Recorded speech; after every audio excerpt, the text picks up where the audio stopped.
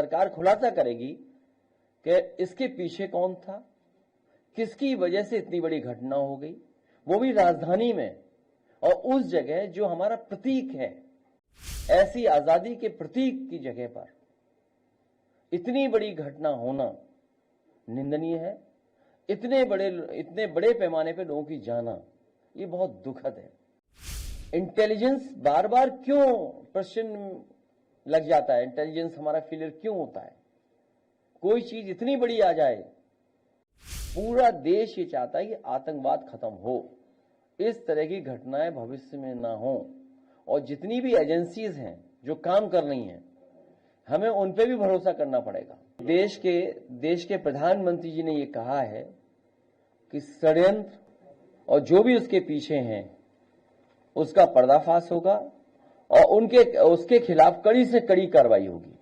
तो जब देश के प्रधानमंत्री जी ने बोल दिया है तो हमें पूरा भरोसा है कि प्रधानमंत्री जी वो खुलासा करेंगे, सरकार खुलासा करेगी कि इसके पीछे कौन था, किसकी वजह से इतनी बड़ी घटना हो गई, वो भी राजधानी में और उस जगह जो हमारा प्रतीक है, जहां से हम आजादी के और हमारे देश के प्रधानमंत्री होकर के देश को संदेश देते हैं।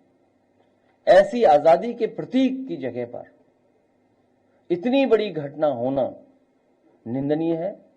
इतने बड़े पैमाने पे लोगों की जाना, ये बहुत दुखद है।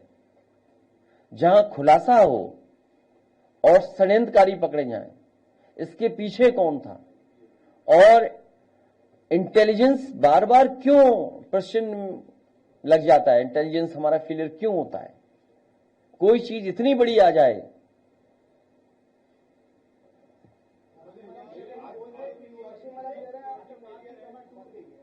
हाँ?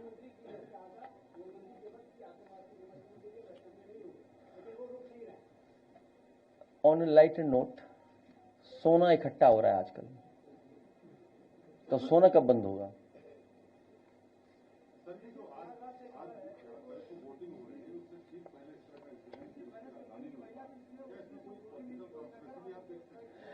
क्योंकि हमें आपको एक चुने हुए प्रधानमंत्री जी पे भरोसा करना पड़ेगा, जिन्होंने ये कहा कि जो भी षड्यंत्रकारी है उनका खुलासा होगा, जिन्होंने ये घटना की है उस पर कठोर कार्रवाई होगी।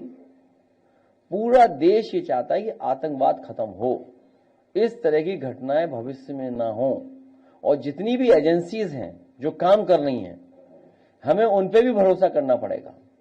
वहीं हमें ये भी सोचना होगा कि आखिरकार फेलियर कहां है जो ऐसी घटनाएं हो रही हैं, किसकी वजह से घटनाएं हो रही हैं।